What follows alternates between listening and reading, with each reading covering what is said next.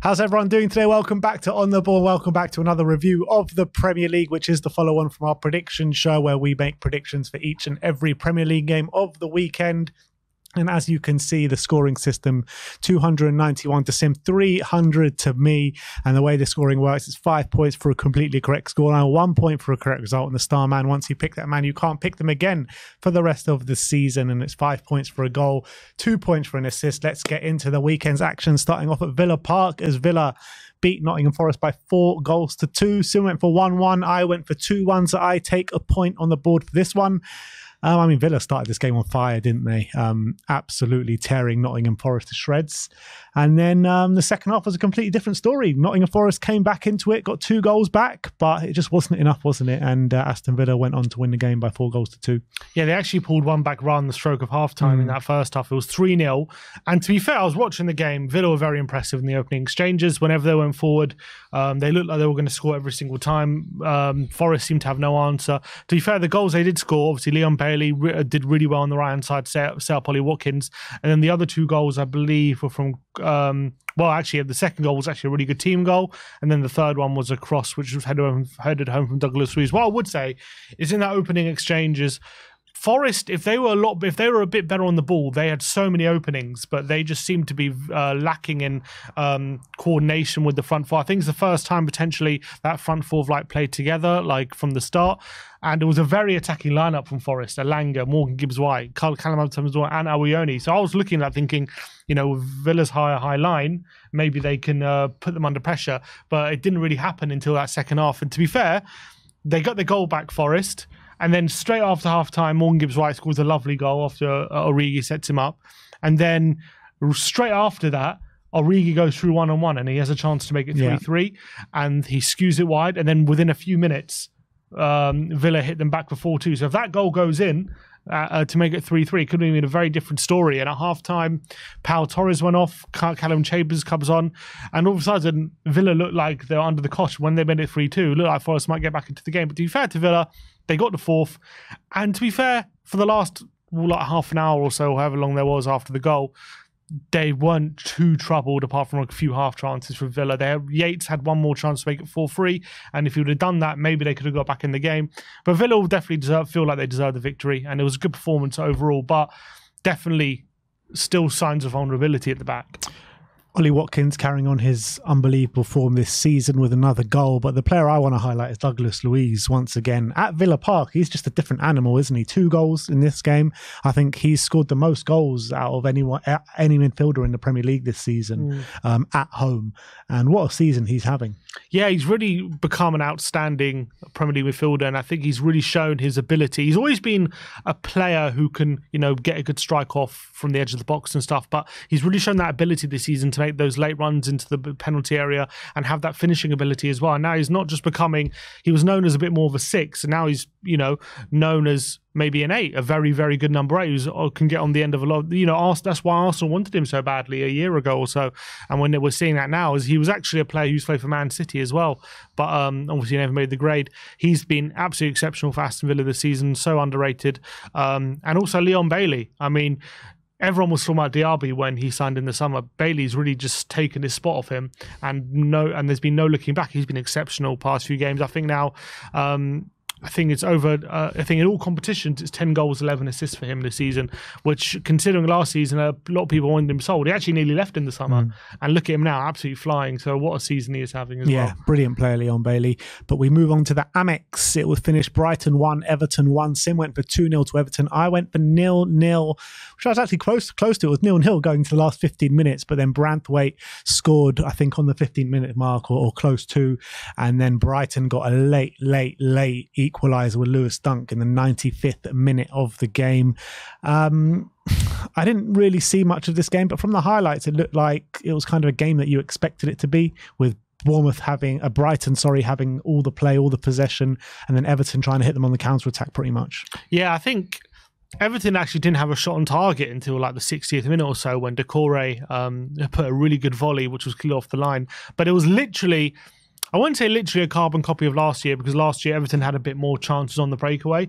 But in terms of last year, it finished 5-1. It finished 5-1. But in terms of the game state, Brighton had a lot of possession. They were literally camped in Everton's box, let alone their half, for a lot of the game. But to be fair to Everton, whenever they did were able to break away from Brighton, they were looking very, very dangerous. And they were, I think, I was watching the game, I thought they deserved the lead. Brighton just couldn't create any really good quality opportunities.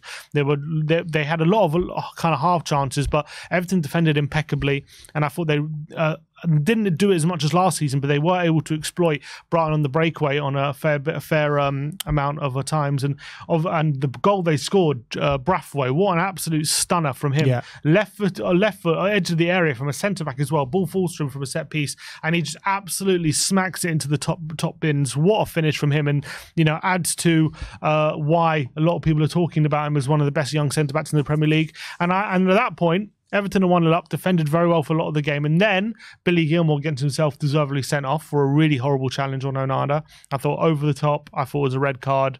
Don't think he can have any complaints. And so Everton, facing against 10 men for the last few minutes and 1-0 up, you expect them to go on and finish it. They did have a couple of chances to finish it, didn't take them, and they got hit. Pascal Gross crossed it in, Lewis Dunk with a great header. But if you're Everton, you're kicking yourself a bit because you're 1-0 up against 10 men and you couldn't see the job through. Yeah, absolutely. It'll be a kick of the teeth for Everton to win that game and get the 3 points on the board. Branthwaite, by the way, if Everton are going through FFP problems this summer, or even if they go down this summer, there's going to be a lot of suitors out for him. He is a top talent, in my opinion. But we need to talk about Evan Ferguson, because it's another game. Every time he starts up front for Brighton, they just seem toothless. Yeah, I don't know what it is. Maybe he's just look. He's only 18, 19. Maybe he's going for one of those periods where he set those heights, didn't he? Sorry, he set those heights. He set those bars where he played at earlier on the season, getting that hat trick last season. Every time he played, he seemed to have scored. Yeah, but I even remember, maybe not to this extent, but I remember Harry Kane had that amazing season when he first started out, and then the following season he went, I think, 10 games in the first 10 games of the season without a goal, lacking confidence, and then he found his feet again. So look, 19 years of age, he's going to have a great career, I'm sure of it. I don't think the beforehand was just a purple patch. I think he proved it over a fairly sustained period of time that this guy has got really good ability for his age. You got to remember how young he is. He's going for a really bad run of form at the moment, but it's just, at this age, you're just figuring yourself out. Yeah, he burst onto the scene and now maybe it's slowed down a bit, but he's got all the qualities to be a very good number 9 in this league. I think he showed it enough times. So although he's gone through now quite a long spell, I think, probably has he scored since that hat-trick even? I don't even know. I think maybe one goal since then. So he has really struggled, but the guy's 19. You got to give him some patience. Yeah, I know. I'd agree with that. It's just a bit concerning, the form that he's on. But yeah, players of that age do go through ups and downs for sure. But we move on to Selhurst Park in Glasner's first game in charge of Crystal Palace. It finished 3-0 against Burnley, against a very lacklustre Burnley, to be honest. Sim went for 3-0. I went for 1-0. In the first half, Palace had all the possession, had all the chances, but they weren't creating any real clear-cut chances. I think they had an XG of 0.5 or something in that first half. And that sending off really changed things in terms of the way Palace would be able to create. They really took the sword to Burnley after that sending off, and they won the game by 3-0, and really deservedly so. Yeah, and the Palace fans will be absolutely delighted with Glasner's first game. I thought they definitely deserved the victory throughout. I thought even in the first half, they created a few opportunities, mainly from set pieces, which Trafford had to be his best to keep out. He had quite a busy game. And then I thought, look, I gave praise to Trafford, but what is he doing for that goal? He gives it to Brownhill in a really bad position. Brownhill as well, I don't know what he's doing. Instead of coming towards the ball and dealing with the trouble, he tries to he tries to shield Lerma from the ball, and Lerma's just stronger than him. He gets in ahead of him. It's definite foul, a strong goal, has to be a red card at that point, and the game plan is out the window at that point. And then Palace were piling on the pressure. It was chance after chance, especially in that second half. And you always felt as soon as they got one goal, there was going to be a flurry that came, and that's exactly what happened. Obviously, Richards scored the first. And then and I have to give credit to the youngster Franca, who came off the bench, who looked really, really bright. And Palace fans have been banging. I've seen a few Palace videos about it. They've been banging on about this kid who just Hodgson has not given a look in, even when Eze and Olise have been out injured. He's refused to give an opportunity, apart from literally at the end of games, a few minutes here. And Glasner in his first game brings him on for half an hour, and look what a difference he made. He got a brilliant assist for the first goal, took on a couple of players, put it across the face of goal, Ayew taps home, and then wins the penalty for the third goal as well after being brought down after leading the counter-attack and showing what exactly he can bring. So this young Brazilian winger potentially could be have a really bright future, especially now Glass is at the helm at Palace. And I thought they massively deserved the victory. So a really good start from Burnley's point of view. Game plan went out the window as soon as they were down to 10 men and they had no answer, and there was another toothless display from them. Yeah, it really was. Jordan Ayew going through a bit of a purple patch at the moment. I think he scored 3 or 4 goals in a row in as many games, but I think with Burnley and especially with James Trafford, I personally went into this season thinking James Trafford is a really good up-and-coming keeper. And he's still young, I think, in terms of what a goalkeeper is in the Premier League and when you make your name in the Premier League and stuff like that. But I don't really think he's Premier League quality at the moment. I think time and time again, his passing's letting him down out the back, especially with the football that Burnley want to play. They need someone better playing out the back than a James Trafford, and I'm surprised. Maybe they don't have anyone waiting in the wings that's better than him, but he lets them down time and time again. That's the honest truth. Yeah, I feel bad because I don't think he's the only one culpable. I think their defence in general is, really poor. I don't think he's the only one not good enough, but I definitely think he's definitely lumped in there. And as much as he makes some good saves, I just feel like he's not strong enough on so many occasions, and he gets found out a lot. So I do think maybe in a few years, he'll be a bit better, but I think maybe signing him now to be your number 1 in the Premier League, I think if Burnley had a bit more of an experienced keeper, it would be a bit better for them. Well, it could be, though. It could be a good learning curve for a young keeper playing a full season in the Premier League like this. But I feel like going back down to the Championship next season, staying as their number 1 keeper will probably be more to his level, to be honest. But let's go to Old Trafford as Man United lost by 2-1 to Fulham. Sim went for 2-1. I went for 2-1, both in the hands of Manchester United. But I think we both expected Rasmus Højlund to play, and no Højlund, no party for Man United. And Fulham, I think, fully deserved this 3 points. They went 1-0 up. What was it? With half an hour to go, 25 minutes to go with Calvin Bassey. And then Harry Maguire scores just before the 90th minute mark. And you're thinking, are they being saved once again? But up steps Adama Traore, up steps Iwobi, and Fulham win it at the death. Yeah, and Fulham were brilliant throughout the whole game, to be fair. Apart from maybe that late spell where Man United rallied a bit and did get that equaliser, I thought Fulham were really dominant, were the ones creating the chances. Every time Man United went forward, Fulham were just hitting them on those transitions time and time again. The likes of Pereira, Iwobi operating in those half spaces, and Casemiro and Kobe Mainoo were absolutely nowhere to be seen. Carragher did a really good analysis about Man United not being sure what they want to do. Do they want to be a team that pushes high? Do they want to be a team that sits in a deep block? And that's why there's such a big gap between the defence and midfield, and that's what we're seeing exploited week in, week out. And it was definitely exploited in this game. The only shame for Fulham is they didn't really make the most of the chances that they created. Iwobi missed a couple of sitters. Muniz hit the post. Pereira forced some really good saves out of Onana as well. So they were, especially when Maguire scored, Fulham were definitely at that point probably kicking themselves about, seeing as they had all these chances and they couldn't put Man United to bed. But credit to Fulham, at the point where it did turn 1-1 when Maguire scored, logic would state Man United were going to come and finish stronger. How many late finishes have they had this season, Man United? So the fact that Fulham decided to not let that affect them, not let that script be written, and go up the other end and actually score themselves. Adama Traore with a brilliant breakaway, and Iwobi, who was guilty of a few misses, was the one to pop up with the winner. And they got the 3 points they absolutely deserved. It was a brilliant win for Fulham. But from Man United's point of view, yeah, they absolutely lacked a focal point of Højlund.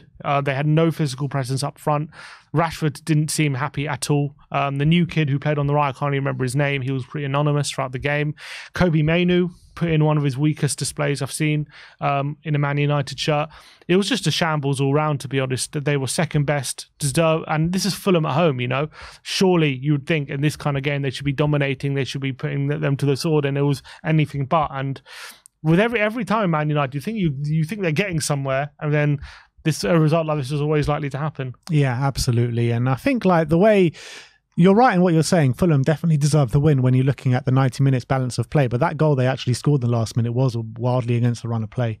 I thought Man United finished the game really strongly and could have gone on to take all 3 points. But when you look at the balance of play, Fulham definitely deserved it. And Ten Hag and Man United need to dust themselves off and pick themselves up once again this season. And I always thought that with this form of Manchester United, I never thought they were playing well. I just felt like they were getting results. And I've said it all along, all season, when Man United play against quality, that they lose. And whenever they play against teams that they should be beating, or maybe that have an off day on the day, that's the only time that they win, when they play against teams that come up on an off day.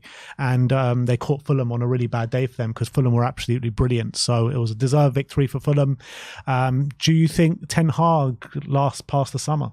No, I don't. I think they're gonna switch him up. There's already murmurings that Ineos are looking at potential replacements, and they're not convinced by him. There's also murmurings that the dressing room are very split on him. I think when it comes, unless everyone was unified, I just think. Also, I think owners, whenever they come into a new club, whether it be in the first 6 months or straight away, they always change the manager. It happens every single time. They want their own guy in there. They want to get all the praise for hiring the manager and all the credit. So I think that's exactly what they're going to do. I don't think there's any reason to sack him now, but I do think they will sack him in the summer. Yeah. Serious contenders for the top four? No, I think they got Man City away next. I just think out of all the teams, they're the least consistent. They have the least control. The Spurs don't have a lot of control in games, and Man United have less than that. So that's saying something. So I think they've had a mini kind of resurgence now. I just don't see them keeping up. But they've had 4 wins in a row, and they're still behind, even after 4 wins in a row. I think that tells me that unless they can keep going on that kind of form, they're not going to make it. I think they're going to start to falter again. So I think they're going to finish 6th. If they do lose this weekend, which is more than likely against Manchester City, and then Spurs and Villa both pick up points, Spurs have got Palace at home, Villa go to Luton. I mean, there's probably no way back after that, is there? I mean, right now they're 7 points away from Villa. They're only 2 points away from Spurs, but Spurs have a game in hand. So look, they're still in it, I guess. But I want to see them put another run of consecutive wins, and I just don't see them doing that. Let's go to the vitality as Bournemouth lost by 1-0 to Manchester City. I went for 3-1, Sim went for 2-1, both in the favour of Man City. Phil Foden getting on the score sheet. He is having, what a season he's having, by the way, probably the best season of his career so far. I think he's been absolutely brilliant each and every game, to be honest. I've watched him, and I think it was a deserved victory for Man City, but it was by no stretch of the imagination a vintage Manchester City display. I think it's carried on a bit of a theme from their last 3 games where they've dominated games, they've created chances, but it's just not the Man City of old that we've been accustomed to seeing. Yeah, but Man City of old as well had these kind of games where they just have to see it out, not being their best, but they still get the 3 points. And I thought, to be fair, they were pretty good for about 70 minutes where they were on top, they were dominating. They could have had more goals, but didn't kill them off. But when you don't kill off a good team like Bournemouth, they're always like to have a little spell, especially near the end, to try and get back in the game. And they did have that, and it wasn't for a bit of luck. They definitely could have snatched and equalised that header from that very tall striker. I can't remember his name. The new signing in January. He had a very good chance right at the end with a really good header, which only just was a few inches wide. But look, I think at the end of the day, City deserved the victory. They were better throughout the game.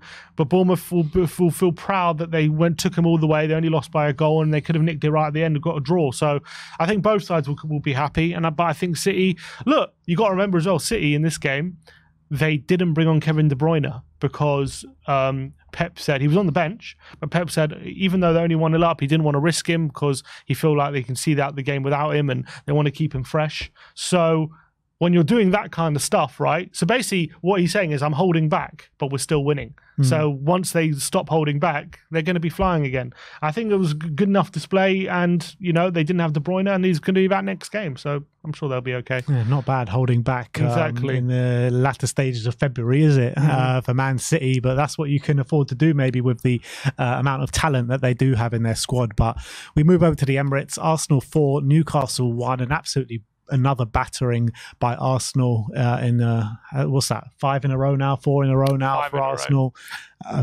Form team in the Premier League. Sim went for 2-1, I went for 2-0.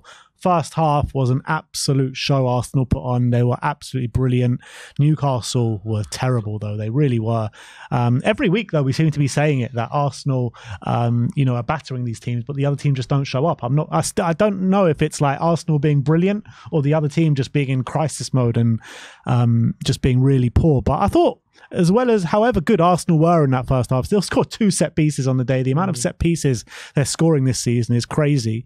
And second half was actually a really boring game, to be honest. I thought first half was brilliant. Arsenal was sensational, but second half was kind of a non-event, kind of really boring.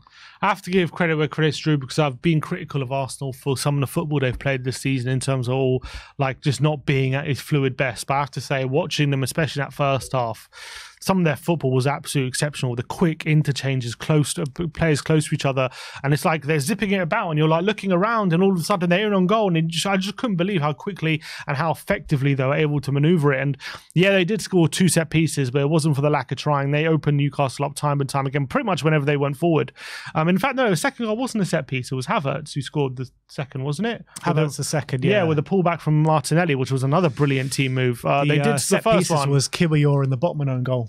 Yeah, second half was 2 set pieces, and the first goal was a set piece, and then the last goal was a set piece. Kiwior was a set piece, but they looked like a threat from set pieces whenever they had one, and they were also completely dominant in open play, especially in the first half. Second half, Newcastle tried to up their game a bit, but it was a bit too little, too late, and then Arsenal kind of picked them off. It was a very, very dominant display. I expected Newcastle, even though their midfield's a bit depleted, I expect him to have a bit more of the game than they did, to be honest, because you still got Gordon, you got Isaac, got some good players there.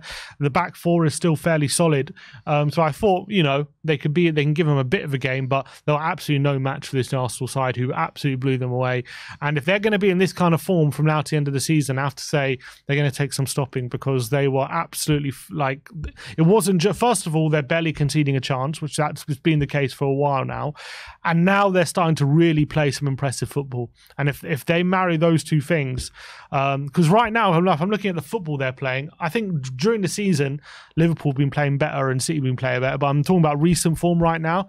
Arsenal playing the best football based on that performance. They are playing the best football, but I would say the teams that they are coming up against are kind of just handing it to them on a plate. I know Arsenal are playing very well. You got to give them their props. I'm not saying they're not, but I would like to see what happens when they come up against a team on form or something at the moment, because all the teams that they've battered in the last 5 games have all been teams bang out of form, every single one of them. Next up, Sheffield United. So.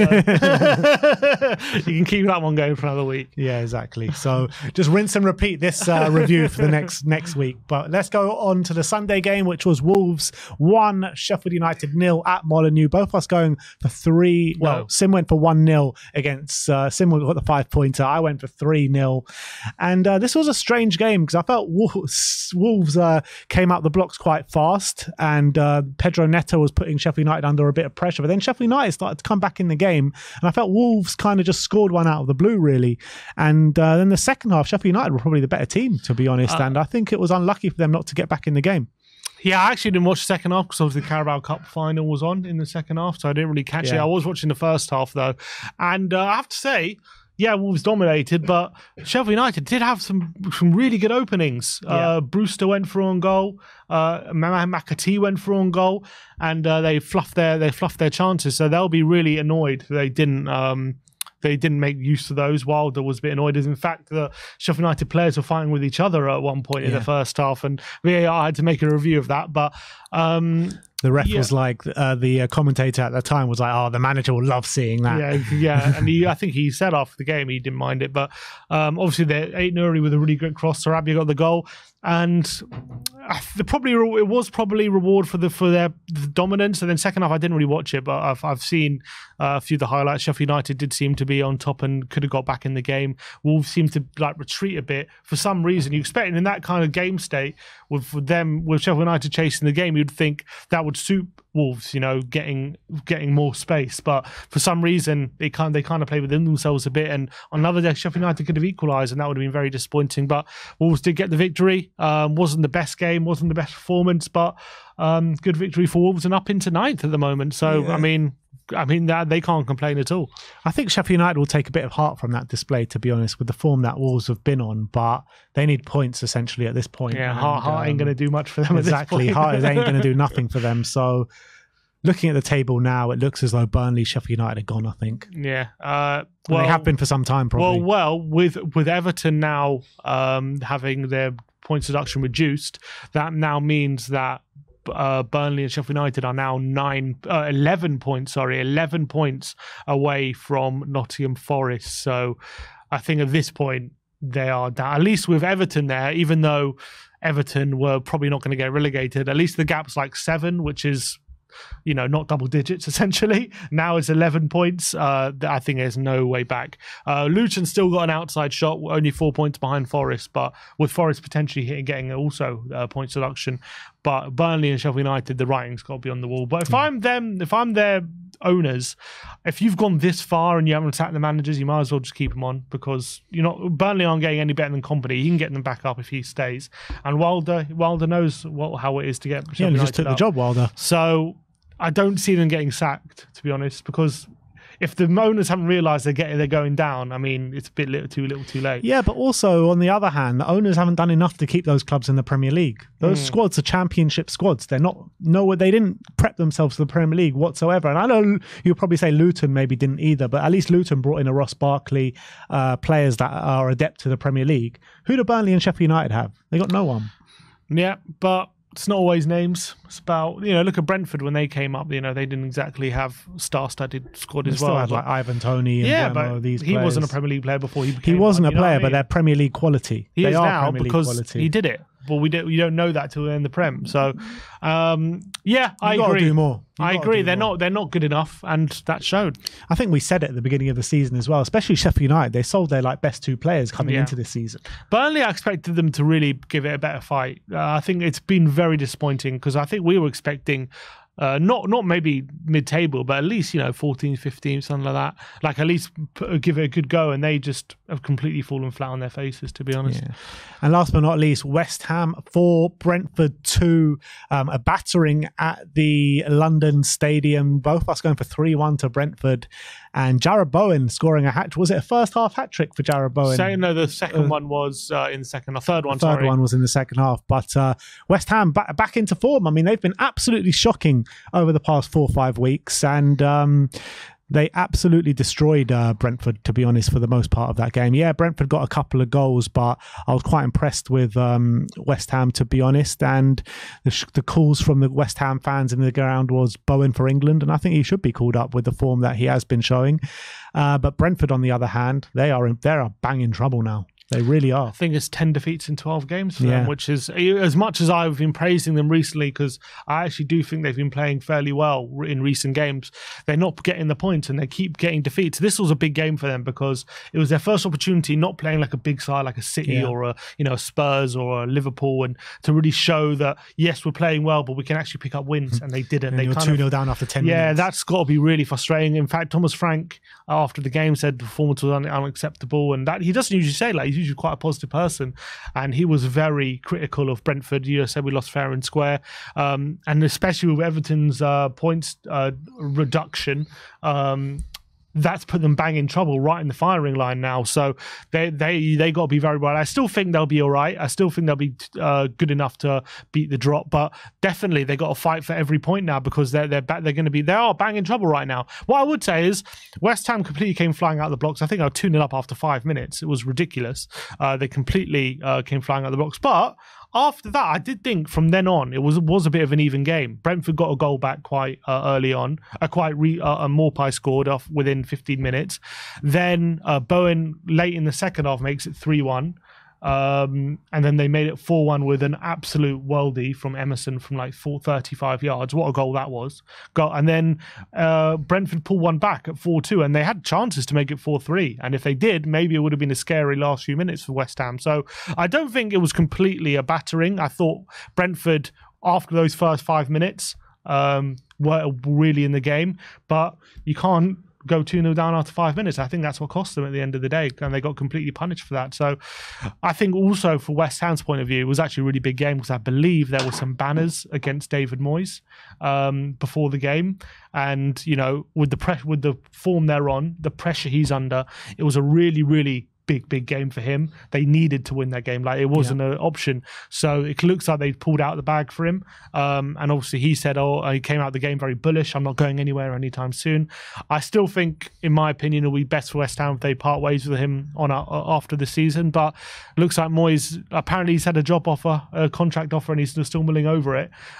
He's still clearly, I think, maybe wanting to stay. We'll have to see. Yeah, like you said, West Ham desperately needed that after the run of form they've been on. Moyes always seems to pull it out the bag when he's like on the cusp, doesn't he? Especially when the fans revolt. Because how many times have the fans been on the brink of revolting against Moyes? Pull out like so many times, and every time he seems to pull it out of the bag. But in terms of that third relegation spot, you got Brentford, Forest, and Luton all fighting out for there. Do you think it's Luton going to be the ones to go? Because I can't tell you any, like, out of those three teams, someone that's definitely going down. No, I think Luton are the most likely. Or what I would say is, if Forest do get a points deduction, depends how much that is, but I think they've got a good chance. I just look at Forest, and I look at Elanga, Awioni, Morgan Gibbs-White. I just think they've got too much there. Like, when I'm comparing them to Luton are playing out their skin right now just to cling on to safety. You know what I mean? They're overperforming massively. I'm looking at them. They're playing really well. Barkley's having a season of his life. Adebayo is playing unbelievable. He's on a rich vein of form. Alfie Doughty's creating loads of chance on the left. They're playing really well, and they're still only 18th. You know what I mean? They're literally playing out their skin, and they're still not quite out of the relegation zones. That tells me that unless they can even do more than that, they're going to go down. And I don't know if they are capable of that. So it could come up against the games between these kind of clubs. I'm just trying to look when Luton play them. They've got Palace away next weekend. They play Forest at home in a couple of weeks' time. Now, that could be a massive game. I feel like Brentford and Forest are going to be able to pick up more points than Luton regardless of those games. I think in other games they will. Brentford 2 wins in the last 15 games or whatever it is. There are 10 losses in 12. It's bad. It's bad. But I look at the way they play, and I still, even like against West Ham, I thought they were in that game for large parts. I know they end up losing. I think they'll be okay. I think, again, they've got like Ivan Toney back, and he's playing well. I think when push comes to shove, they're going to be able to pick up the points. I just don't know if Luton will be. And I think it will be those three at the end. Fair enough. But that is that. We go on to the star men. Sim had Mateta, who scored a penalty in a 3-0 Palace win. I had Rasmus Højlund, so it's my turn to have the no-show of the star man. He got injured a couple of days before the game. And if he would have played, he definitely would have bagged a couple of goals for sure. Yeah. But look, we finish off on, is that the actual score? That is the actual score. 308 to 305. Can't quite believe it, can you? No, I thought you were winning by more, to be honest. But you were 9 points ahead before this week. Fair enough. But 3 points in it going in to another round of fixtures this weekend, a full round of fixtures to contend with. And we'll be back on Thursday to give you our predictions. So thank you everyone for joining us today, and we'll see you next time.